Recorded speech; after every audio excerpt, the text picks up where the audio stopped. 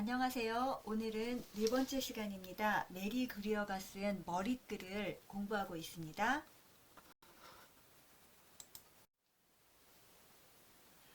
In making the tarot relevant to her time. 타로 카드를 자기 시대와 연관시키기 위해, relevant, 연관시키기 위해, Nichols sometimes views the ageless archetypal symbols in terms of cultural examples from the 1970s that may occasionally appear irrelevant or old-fashioned. 네, 끝까지 다 읽었네요. 중간에 한번 끊을 걸. 자, 봅시다.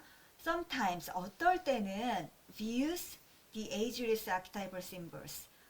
영원한 ageless, 영원한 원형적 상징을 고찰했다. views 고찰했다. 니콜스는 in terms of 어떠어떠한 면에서 cultural examples from the 1970s 1970년대의 문화적인 예시를 들어서 그러니까 원형적 상징이라는 거는 사실 어떤 영원한 거잖아요. 그러니까 뭐 중세의 것도 있을 수 있고 고대에 있을 것도 있을 수 있고 그리고 또 현대적인 것도 있을 수 있겠죠. 그런 면에서 니콜스는 자기 시대와 연관시키기 위해서 1970년대에 유행했던 문화적인 어떤 아이콘들이나 상징을 사용했다라는 거죠. That, that은 앞의 문장 전체를 지금 받고 있습니다. May occasionally appear irrelevant or old-fashioned. 근데 그게 또 1970년대 거니까 지금 우리가 보기에는 irrelevant, 관련성이 없거나 아까 relevant의 반대말이죠. 관련성이 없거나 or old-fashioned, 시대에 뒤떨어진 것으로 구시기로 보이기도 할 것이다. Remember, 기억하시오, 기억하라. These descriptions are merely springboards for the imagination. 이러한 묘사들은, descriptions, 묘사들은 merely, 단지 for the imagination, 상상을 위한 springboard, 출발점일 뿐이다. For example, 예를 들어 Nichols equates the fool with the carefree wandering hippie. 니콜스는 equates, 동등하게 봤다, 같게 생각했다 이런 말이죠. The fool, 바보를, 0번 카드인 거죠. 바보를 carefree wandering, 아주 그냥 근심 없이 방랑하는 히피와 같이 생각했다. 그러니까 fool을 갖다가 히피로 연결을 지었나 보네요. Half a century later, 50년이 지난 지금, we are more likely to view the Marseille fool as a homeless person. 우리는 50년이 지난 지금 마르세유 댁의 바보를 오히려 그 히피보다는 그 홈리스로 아마 더 보고 싶을 것이다. She sees the puppets as sacrificing wedded security to follow one's vacation while enduring loneliness and humiliation. 재미있는 얘기가 나오네요. 그녀는, 그러니까 니콜스는 빠페스, 불어로 고위 여사제입니다. 그러니까는 빠페가 교황인데 그 교황의 여성형이죠. 그러니까 여교황이라고도 부르고 우리 웨이트 덱에서는 고위 여사제죠. 빠페스를 sacrificing wedded security, wedded니까 결혼한 거죠. 결혼의 security, 안정을 sacrifice, 희생하고 to follow, 다른 사람이다. 뭐에 따른 사람이냐? one's vacation. vacation 하면 휴가인데 이제 휴가나 휴직이니까는 이제 자기 혼자만의 시간이라고 할 수 있겠죠. 그러니까 결혼의 안정을 희생하고 자기 혼자만의 시간을 따르는 사람이라고 봤다는 겁니다. while enduring. 그런데 그러는 동안 뭐를 견디냐? loneliness and humiliation. 고독과 굴욕을 감내하고 있는 사람이라고 봤다는 거네요. 아이고, 요즘 이런 말 하면 큰일 나죠. A 21st century person, 21세기의 사람이라면 might prefer, 더 좋아할 것이다. to see, 그러니까 이렇게 보는 것을 더 좋아할 것이다. 어떻게 보는 것을 더 좋아하냐. This powerful image of the feminine, 이 여성성의 아주 강력한 이미지를 이 표현부터가 굉장히 틀리죠. 아까는 뭐 고독이니 뭐 굴욕이니 이런 말이 나왔다가 powerful 이미지, 강력한 이미지를 as 뭐뭐로써 보고 싶어 할 것이다. 뭐로써? A classic introvert. 아주 고전적인 내향성의 사람으로. 그렇죠. 아무리 뭐 파워풀하다고 해도 고위여사제가 외향적인 사람이 될 수는 없죠. 수용적인 받아들임을 하는 그런 내향적인 사람으로 볼 것이다. Who 어떤 사람이냐? Values intuition and inner work.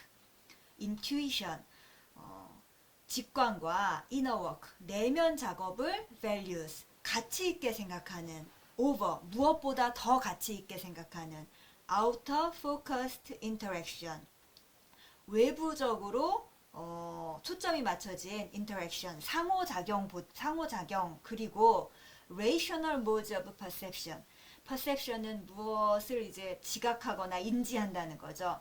그런 지각하거나 인지하는 것에 rational modes 이성적인 모드보다 이성적인 단계 상태보다 아까 지금 인투이션이 그 이성적인 모드의 반대말인 거고 그 다음에 outer focused interaction이 inner work의 반대말이 되는 거겠죠. 다시 정리를 해봅시다.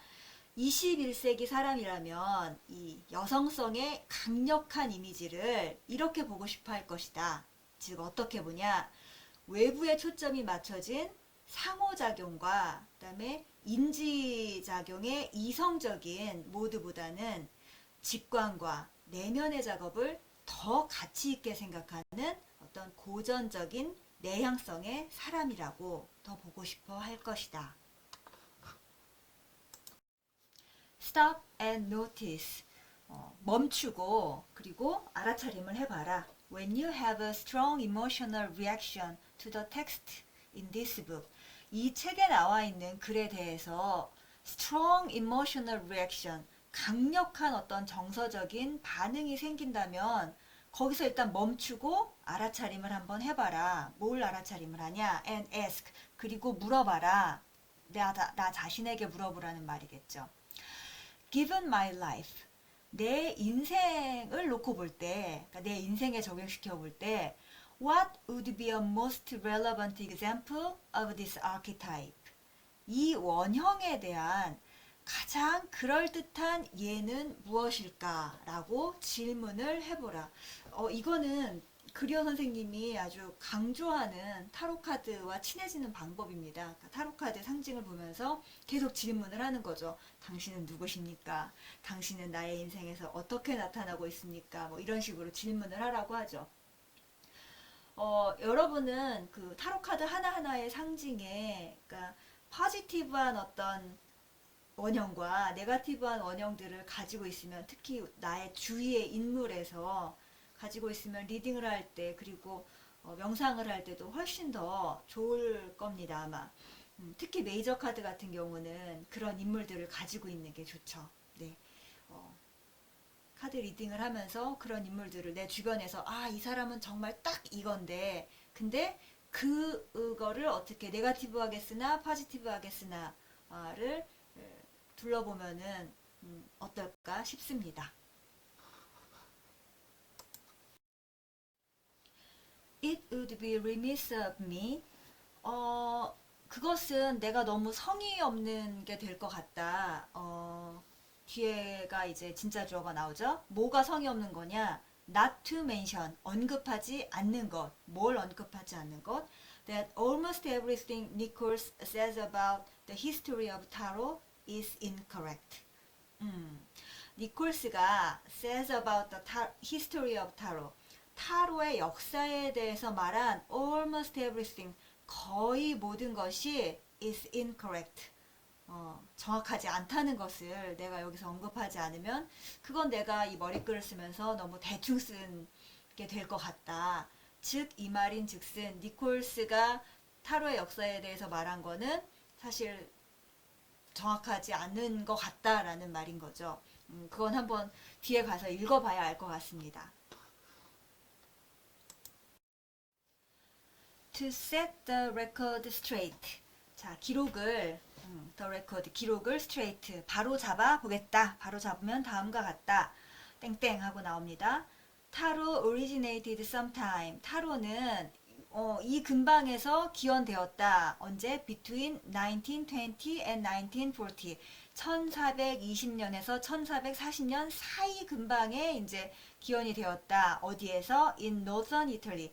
이태리 북부. Probably 아마도 in the court of Milan, Ferrara or Florence. Ferrara는 피렌체의 옛말이고 플로렌스는 피렌체의 영어식 말인 거죠. 그러니까 결국 둘 다 피렌체를 가리키고 있는 겁니다.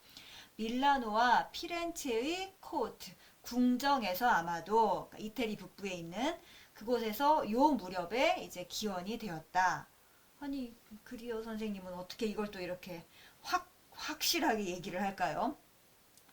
Amid other experiments in creating a permanent trump suit for playing trick-taking card games. amid, 뭐뭐 하는 와중에, 그러니까 other experiment, 다른 실험들이 있었던 거죠. 그러니까 뭐 하기 위한, for playing, 트릭 테이킹, 트릭이라는 게 이제 우리 카드 놀이 할 때 어떤 법칙들이 있잖아요. 놀이법. 그걸 갖다 이제 트릭이라고 하고 이 트릭이 있는, 그러니까 놀이법이 있는 카드 게임스를 for playing. 그런 카드 게임을 하기 위해서 permanent 하면은 영구적인이라는 뜻인 건데, 그러니까 영구적인 거니까 정식인 거죠. 정식의 트럼프 수트를 creating 만들기 위한 어떤 other experiments 여러 가지 실험들 속에서 카드가 기원이 되었다. These trumps were added approximately 60 to 75 years after playing cards first spread through Europe. 이 트럼프는 제가 메이저 카드를 특별히 가리키는 거라고 했죠. 이 트럼프들은 그러니까 예전에는 원래는 마이너 카드, 그러니까 핍 카드만 있었다고 하는데 이제 이 트럼프들은 특히 메이저 카드는 were added 추가되었다. approximately 대략 60 to 75, 60년에서 75년 후에 뭐 한 이후로 after playing cards first spread through Europe. 그러니까 게임용 카드가, 그러니까 놀이용 카드가 유럽 전역에 처음 퍼져나가고 난 후 60년에서 75년 이후에 대충 메이저 카드가 추가되었다. 이게 무슨 근거로 근데 이렇게 추정을 하는지는 잘 모르겠어요.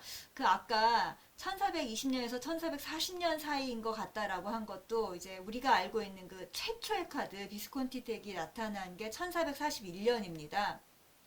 1441년과 1450년에 이제 비스콘티 스포르자 덱이 나타나는 건데, 그러니까 그 전에부터 있었기 때문에 이제 그런 카드들이 있다는 걸 추정을 할 수는 있고, 이 60년에서 75년 사이에 메이저 카드가 나타났다고 하는 건 어떤 덱을 갖고 이제 메이저 카드가 나온 거다라고 했는지는 제가 좀 더 연구를 해봐야 되겠습니다. 제가 아는 걸로는 무슨 덱이다라고 정확히 알기는 좀 힘들 것 같네요. 아무튼 그러겠습니다. 다음, The Knight was a fourth addition to the earlier three face cards. 기사는, 나이트, 기사 카드는 the earlier three face cards. 원래는 그 인물 카드, face 카드가 인물 카드죠. 얼굴이 있는 카드니까. 인물 카드에 초기에는 최초에 3명의 인물이 있었고, fourth edition, 네 번째로 추가가 된 거다. 기사가 원래는 없었는데. Also, several variations among early court cards exist. 물론 초기의 코트 카드에는 여러 변형들이 존재했었다.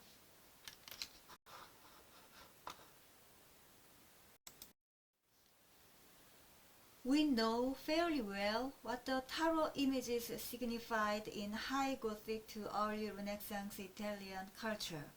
우리는 know fairly well, 잘 알고 있다. What the tarot images signified. 타로의 이미지가 signified, 나타내고 있다는 것을 잘 알고 있다. 뭘 나타내냐? In High Gothic. 그 중세 미술 양식이 이제 처음에는 로마네스크 양식으로 시작을 했다가 이제 고딕 양식으로 들어오고 그게 이제 르네상스로 이어지는 건데 그 고딕을 세 가지로 나눈대요. 저도 이 하이고딕이 뭔가 찾아봤어요. 이거 해석을 하기 위해서. 초기, 중기, 후기로 나누는데 이 중기 시절에 고딕 양식을 하이고딕이라고 한다고 하네요. 그러니까 뭐 대충 요 무렵인 거죠. 요 무렵. 그리고 얼리 르네상스 초기니까요. 그러니까 하이 고틱 시절부터 르네상스 초기에 이탈리안 컬처, 이태리 문화를 뭐가 나타내고 있다? 타로의 이미지가 signify, 나타내고 있다는 것을 잘 알고 있다. Nichols comes closest to this. 니콜스는 이 사실에 가장 근접한다. When quoting from Gertrude Mokley's theories. 거트루드 모클리의 이론을 인용하면서 거트루드 모클리는 역사학자인데 타로 역사를 연구했습니다. 아주 많이. In the Tarot Cards Painted by Bembo. 이게 이탈릭체로 쓰여 있는 걸로 봐서 거트루드 모클리의 책인 것 같습니다. 거트루드 모클리가 쓴 뱀보가 그린 타로 카드라는 책에 있는 거트루드 모클리의 이론을 인용하면서 위의 사실에 가장 근접한다 라고 해석을 하면 될 것 같고요. 뱀보가 바로 화가인데, 이태리 화가인데, 그 비스콘티 덱과 그리고 비스콘티 스포르자 덱, 아까 말씀드린 그 1441년과 1450년에 그려진 그 두 덱을 모두 뱀보가 그렸다고 나와 있습니다. 그리고 이제 regarding 뒤에 이제 나오고 있네요. 그 모클리의 이론, 그러니까 언급했던 그 모클리의 이론이 뭐였냐면 무엇에 관한 것이었다죠. 무엇에 관한 것이냐? 페트라르크스 포엠 이 트리옹피, 페트라르크의 시 이 트리옹피라는 시에 관한 내용이었다는 거죠. 이제 이거는 뒤에 당연히 니콜스가 쓴 그 타로의 역사에 보면은 자세하게 이 말이 나오겠죠. 그러니까 여기서는 되게 복잡한 내용이니까는 해석하고 넘어가도록 하겠습니다. 먼저 페트라르크는 이태리 중세 시인입니다. 단테랑 보카치오랑 비견될 정도로 보카치오와의 친구였죠. 보카치오하고는 그런 유명한 시인이고 이 사람이 말년에 쓴 가장 대표작이 이 트리옹피라는, 트리옹피가 승리, 트라이엄프, 승리라는 뜻의 시입니다. 중세 문학으로서는 단테의 신곡에 비견될 만큼 서양 문학사에서 아주 중요한 위치를 차지하고 있는 시이고요. 근데 이 시가, 근데 단테의 신곡도 마찬가지지만은 그냥 시가 아니라 굉장히 영적인 내용을 담고 있는 거예요. 그러니까는 우리 같은 그냥 이런 사람이 신에게로 다가가는 그런 영적인 내용을 담고 있는 시인데, 여기에 사파가 이렇게 그려져 있는데 그 그림들이 또 그렇게 되게 영적이었대요. 오컬트적인 분위기와 뭔가 비의를 담고 있는 듯한 그런 그림이었고, 또 이 그림을 굉장히 뱀보가 좋아했다고 하네요. 그리고 뱀보가 자기가 타로 카드를 그릴 때도 영향을 받은 것 같고, 또 어떤 버전에서는 그 뱀보가 이 트리옹피의 사파를 그렸다고도 나오고, 뭐 이런저런 기록들이 있습니다. 옛날 일이니 정확히 알 수는 없겠지만 분명히 서로서로 뭔가 영향을 주고 받았겠죠. 자, 그래서 그 이 트리옹피에 대해서 대한 그런 거에서 이제 이렇게 근접을 했다 하면서 인 휘치 다음에는 이제 이 트리옹피에 대한 설명이 나옵니다.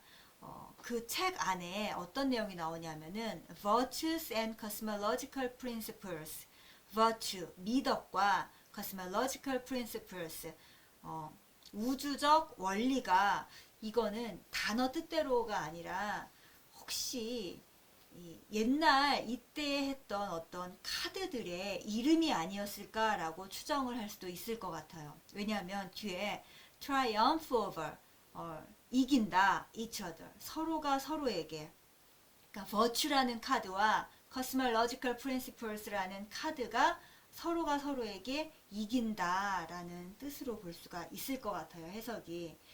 제가 왜 이렇게 해석을 하게 됐냐 하면은 그 레이첼 폴락이 쓴 타로카드 100배 즐기기 책에 이런 얘기가 나와요.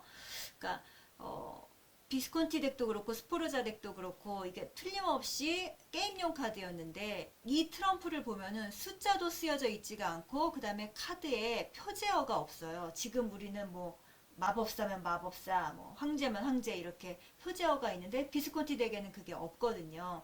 그러니까 만약에 카드 게임을 하려면은 어떤 이름이 있어야 되고 숫자가 있고 누가 누구보다 위에 있고 누가 누구를 이기고라는 규칙이 존재해야 되는데 대체 어떻게 카드 놀이를 했을까라는 그런 게 나오는 거예요. 그러니까 우리는 현재까지 남아있지는 않지만 틀림없이 카드에 위계 질서가 있고 누가 누구를 이기고 이런 법칙이 있었지 않겠냐라고 얘기를 하죠.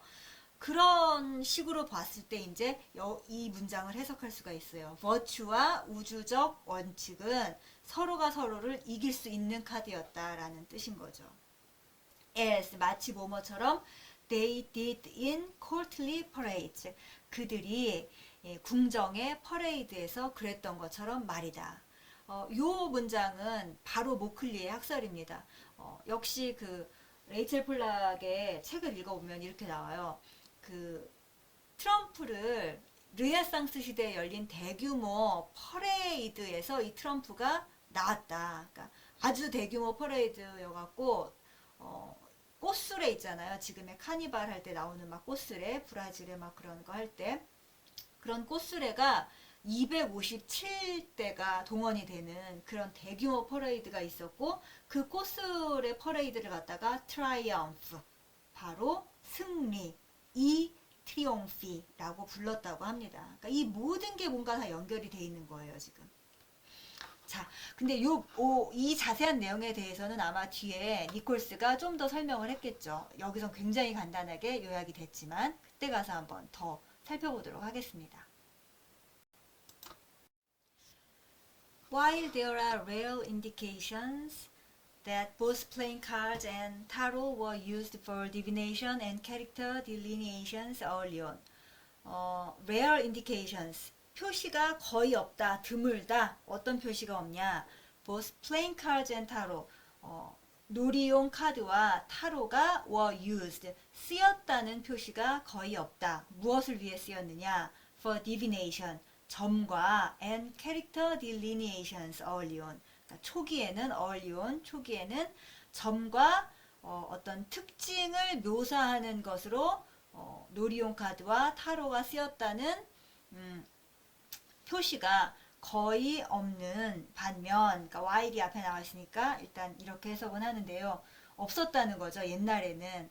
특히 이 캐릭터 딜리니에이션스라고 하면은 뭔 특징 묘사일까 하면은 이제 우리 현재 메이저 카드를 보면은 뭐 여황제 하면 무슨 뭐 풍요와 다산과 뭐 그런 거의 상징이다. 뭐 황제 하면은 무슨 뭐 조직화와 뭐 그런 거의 상징이다 라면서 특징 묘사가 정확하게 되어 있잖아요. 근데 옛날에는 그런 표시가 거의 없었다.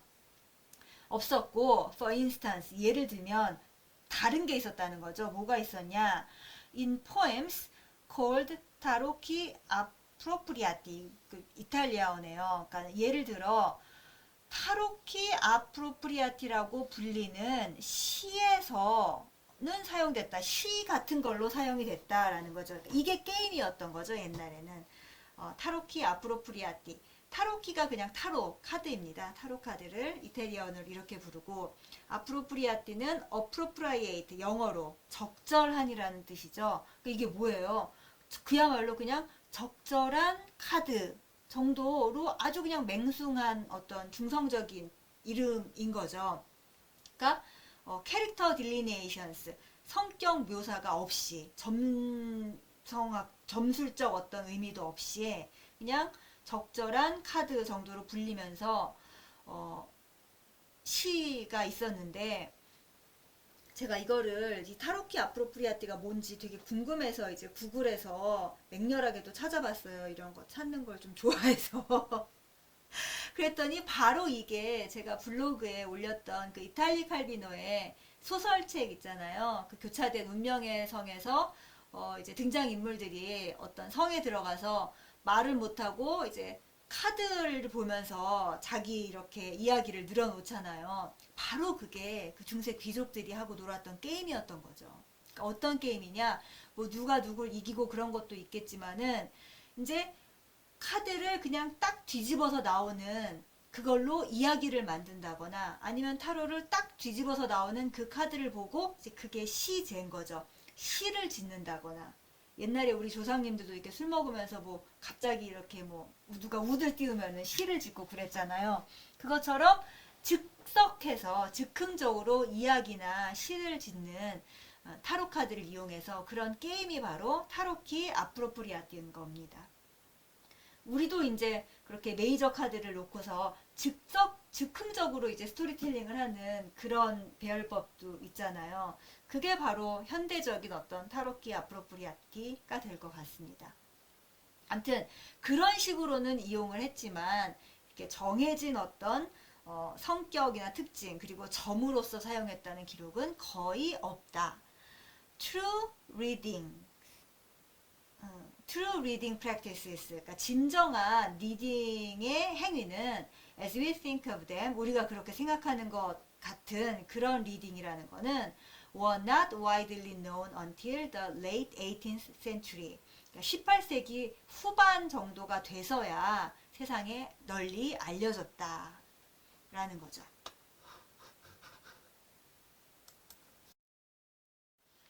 This is when Antoine Cour de Gébelin and Estella, aka Jean-Baptiste Alliette, wrote about tarot and fortune telling.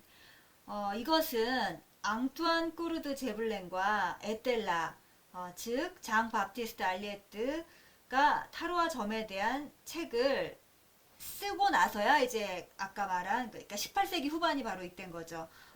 그런 점과 캐릭터에 대한 묘사가 생겨난 거다. 앙투안 꾸르드 제블랭하고 에텔라는 그냥 황금 새벽회보다도 훨씬 더 전이죠. 그러니까 이분들이 사실 지금 우리가 알고 있는 이런 오컬트적인 혹은 에소테릭한 타로 전통을 확립하신 분들이라고 할 수 있습니다. 두 사람 다 아주 유명한 프리메이슨 단원이고요. 유명한 프리메이슨 단원이고 뒤에 이제 뒷문장까지 해석하고 설명을 드리도록 할게요. And made up unsubstantiated stories about tarot being brought to Europe by gypsies for a mystical place of origin in Egypt.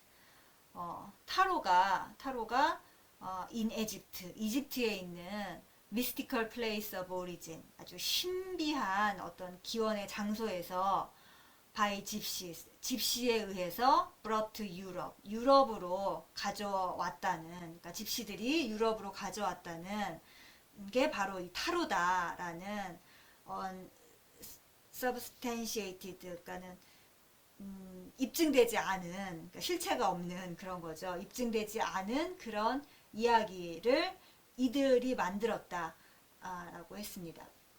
이 제블랭이 만들고 제블랭은 그렇게 믿었는데 제블랭이 보통 사람이 아니었으니까 그는 남들이 모르던 걸 알았겠죠. 그리고 이런 이야기들이 제블랭이 막 갑자기 뚝딱 만든 게 아니라 그 전까지 계속 구전으로 내려오는 거를 이제 제블랭이 정확하게 이건 이거다라고 썼다고 하고, 특히 그 토트에서가 이 타로의 기원이다. 그러니까 이집트 토트에서가 타로의 기원이다라고 주장을 했다고 합니다. 근데 저도 이제 강의를 할 때 얘기하지만 그게 맞는 것 같습니다. 네. 그리고 이제 에텔라는 그러니까 어카가 also known as의 준말인 거죠. 그러니까 본명은 장 바프티스트 알리에트인 것 같아요. 근데 에텔라라고 훨씬 더 많이 알려진, 에텔라가 이제 타로 카드를 이용한 체계적인 점술법을 다룬 최초의 책을 출간하신 분이죠. 그런데 이제 이때가 프랑스 혁명의 시기였던 거예요. 그래서 프랑스 혁명이 일어나니까 오늘 죽을지 내일 죽을지 모르니까 타로 카드가 이제 정말 대유행이 된 거죠. 뭘로써? 점술로써. 예, 다들 이제 점을 보게 된 거예요. 그리고 에텔라는 자기 덱을 만든 에텔라 덱이 있습니다. 자기 덱을 만든 최초의 인물입니다. 그러니까 지금까지는 그냥 이렇게 놀이용 카드를 이용해서 점도 보고 어쩌고 한 거였는데 그러니까 완전히 정말 점을 치려고 에소테릭한 목적으로 타로 덱을 최초로 만들었고, 또 하나 에텔라가 최초로 한 게 뭐냐면은 타로 카드에 표제어 있잖아요. 특히 마이너 카드까지 표제어를 쓴 그 최초의 인물입니다. 표제어를 만든. 이 두 분이 이제 나타나서, 그러니까 18세기 후반에 나타나서야 이제 타로 카드가 지금처럼 쓰이게 된 거죠.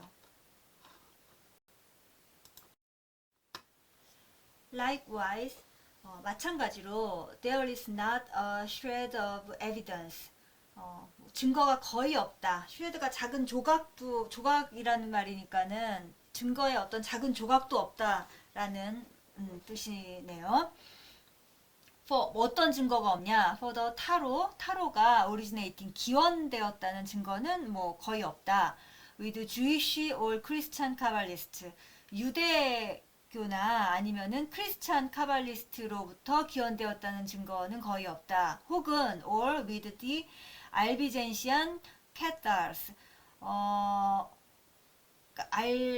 알비파, 카타리파 이거는 다 같은 말입니다. 두 개가. 그러니까 카타리파 신자들로부터 기원했다는 증거는 거의 없다. 그러니까 여기까지가 니콜스가 쓴 타로의 역사에서 잘못된 거를 자기가 바로잡은 걸로 그리어가 쓴 건지 아니면은 그리어가 그냥 이렇게 메모를 한 건지는 모르겠고, 니콜스가 쓴 타로의 역사에서는 어떻게 나와 있는지는 이제 한 며칠 지나면은 우리가 읽게 될 거니까 그때 가서 한번 보도록 하고요. 설명을 드리면 그리어는 타로가 카발라로부터 기원이 됐다라는 증거는 없다라고 했는데, 그건 좀 카발라에 갔다가 이렇게 타로를 낸 거는 그 황금새벽회 사람들이 갔다가 이렇게 좀 붙인 그런 경향이 있죠. 그러니까 타로가 아예 카발라에서부터 나온 것 같아 보이진 않아요, 저도. 그리고 이 카타리파라고 하는 신자들은 중세의 대표적인 어떤 그리스교의 이단이었습니다. 그 저에게서 기초 강의를 들으신 분들은 십자군 전쟁 이후에 템플 기사단이 해체가 되면서 이제 프랑스 남부로 피난을 왔다는 얘기를 제가 해드렸을 텐데, 그러면서 그 사람들이 이제 서로 동로마 제국에서 가져온 그런 이원론적 사상과 그리고 그노시즘을 믿었는데, 그게 바로 로마에서 봤을 때는 이단이었죠. 그래서 십자군 전쟁이 끝나고 나서 한 번 더 해요. 우리 세계사 시간에 십자군 전쟁이 여러 번 있었다는 거를 알고 있는데요. 그때 이제 알비 십자군이라고 해서 지금 나온 그 알비젠시안 할 때 이게 지역 이름이죠. 알비파 십자군이라고 해서 그 프랑스 남부에 있는 이제 이단을 치기 위해서 십자군 전쟁이 한 번 더 있었죠. 여러 번 있었는데 그 중에 하나가 이제 알비 십자군 전쟁이었고, 아무튼 그때 그 탄압을 받았던 그런 이단이라고 했던 그 신자들로부터 이제 타로가 생긴 거다라는 썰도 있는데, 그런 증거는 거의 없다라는 말입니다, 이게. 네. 오늘은 여기까지입니다.